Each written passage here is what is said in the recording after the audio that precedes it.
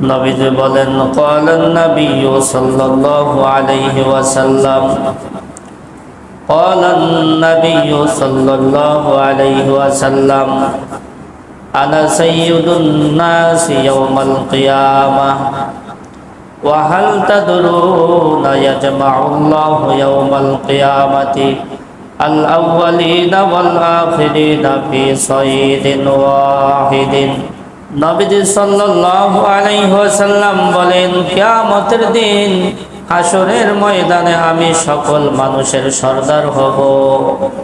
তোমরা কি জানো আল্লাহ পাক রব্বুল আলামিন পূর্বাপর সকল মানুষকে একই মাটিতে একত্রিত করবে। হাসরের ময়দানটা খুব কঠিন হবে। মানুষগুলো এক পর্যায়ে পেরেশান হয়ে হতাশ হয়ে মানুষগুলো বাবা আদম আলাইহিস সালাতু ওয়াস সালামের কাছে যাবেন। আদম আলাইহিস সালাতু ওয়াস সালামের কাছে গিয়ে বলবেন, হে বাবা আদম, আপনি হলেন সর্বপ্রথম নবী, আপনি হলেন সর্বপ্রথম মানুষ। আমরা কোন অবস্থায় আছি আপনি দেখছেন না? আপনি আল্লাহ পাক রব্বুল আলামিনের কাছে আমাদের জন্য সুপারিশ করুন। আদম আলাইহিস সালাতু ওয়াস সালাম বলবেন, আজকে আল্লাহ তাআলা এত রাগান্বিত, এত ক্রোধান্বিত হয়েছেন যে ইতিপূর্বে কখনো এত রাগান্বিত হন নাই, ভবিষ্যতেও আর এত রাগান্বিত হবে না। তাছাড়া আল্লাহ পাক আমাকে ফল খেতে নিষেধ করেছিল, আমি ফল খেয়ে ফিরেছিলাম, অতএব আমি সুপারিশ করতে পারবো না, আমি নিজেকে নিয়ে ব্যস্ত রয়েছি। তোমরা যাও যাও হযরতে নূহ আলাইহিস সালাতু ওয়াস সালামের কাছে যাও। মানুষগুলো ছুটে নূহ আলাইহিস সালাতু ওয়াস সালামের কাছে যাবে। নূহ আলাইহিস সালাতু ওয়াস সালামের কাছে গিয়ে আল্লাহ তাআলার কাছে সুপারিশ করার জন্য বললে নূহ আলাইহিস সালাতু ওয়াস সালাম বলবেন, আজকে আল্লাহ পাক রব্বুল আলামিন এত রাগান্বিত, এত ক্রোধান্বিত হয়েছেন, ইতিপূর্বে কখনো এত রাগান্বিত হন নাই, ভবিষ্যতে কোনোদিন এত রাগান্বিত হবে না। তাছাড়া আমাকে আল্লাহ পাক রব্বুল আলামিন দুনিয়াতে নবী হিসাবে পাঠিয়েছিলেন মানুষদেরকে হেদায়েতের দাওয়াত দেওয়ার জন্য। আমি মানুষের জন্য বদদোয়া করে তাদের ধ্বংস ডেকে এনেছিলাম, সেই জবাবদিহিতার ভয় আমি করতেছি। তোমরা যাও যাও হযরতে ইব্রাহিম আলাইহিস সালাতু ওয়াস সালামের কাছে যাও।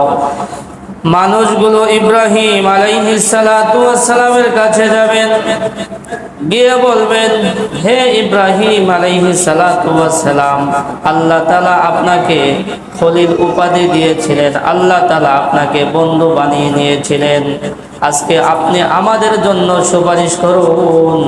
ইব্রাহিম আলাইহিস সালাতু ওয়াস সালাম বলবেন, আজকে আল্লাহ পাক রব্বুল আলামিন এত রাগান্বিত, এত ক্রোধান্বিত হয়েছেন, ইতিপূর্বে আর কখনো এত রাগান্বিত হন নাই, ভবিষ্যতেও কখনো এত রাগান্বিত হবেন না।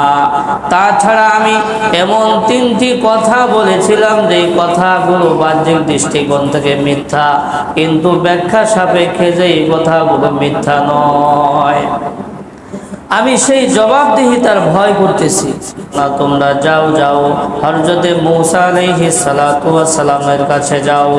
মানুষগুলো সকলে মূসা আলাইহিস সালাতু ওয়াস সালামের কাছে গিয়ে বলবে, হে নবী মূসা, আল্লাহ পাক রব্বুল আলামিন আপনাকে এমন মর্যাদা দান করেছিলেন যে দুনিয়াতে একমাত্র সরাসরি আপনি আল্লাহ তাআলার সাথে কথা বলেছিলেন, আজকে আমাদের জন্য সুপারিশ করুন। মূসা আলাইহিস সালাতু ওয়াস সালাম বলবেন, আজকে আল্লাহ পাক রব্বুল আলামিন এত রাগান্বিত, এত ক্রোধান্বিত হয়েছেন যে ইতিপূর্বে কখনো এত রাগান্বিত হন নাই, ভবিষ্যতেও হবে না। তাছাড়া আমি একজন কিপ্তিকে এক থাপ্পড় দিয়ে মেরে ফেলেছিলাম, সেই জবাবদিহিতার ভয় আমি করতেছি। তোমরা যাও যাও হযরতে ঈসা আলাইহিস সালাতু ওয়াস সালামের কাছে যাও। মানুষগুলো ছুটে ঈসা আলাইহিস সালাতু ওয়াস সালামের কাছে যাবে। ঈসা আলাইহিস সালাতু ওয়াস সালাম বলবেন, আজকে আল্লাহ পাক রব্বুল আলামিন এত রাগান্বিত, এত ক্রোধান্বিত হয়েছেন, ইতিপূর্বে কখনো এত রাগান্বিত হন নাই, ভবিষ্যতে এত রাগান্বিত হবে না। তাছাড়া মানুষেরা আমাকে মিথ্যা অপবাদ দিয়েছে, মানুষেরা আমাকে আল্লাহ তাআলার পুত্র বলেছে, আমার মাকে মানুষেরা আল্লাহ তাআলার স্ত্রী বলেছে। এই মিথ্যার তহমতের জবাবদিহিতার ভয় আমি করতেছি, আমি পারবো না সুপারিশ করতে। তোমরা যাও যাও সরকারে দো আলম মুহাম্মদুর রাসূলুল্লাহ সাল্লাল্লাহু আলাইহি ওয়াসাল্লামের কাছে যাও। মানুষগুলো ছুটে নবী সাল্লাল্লাহু আলাইহি ওয়াসাল্লামের কাছে যাবেন। ইয়া রাসূলুল্লাহ, ইয়া হাবিবাল্লাহ, আজকে আপনি আমাদের জন্য সুপারিশ করতে পারবেন, কারণ আপনার আগে পরে সব মারগুনা আল্লাহ পাক রব্বুল আলামিন ক্ষমা করে দিয়েছেন। আজকে আপনি আমাদের জন্য সুপারিশ করুন।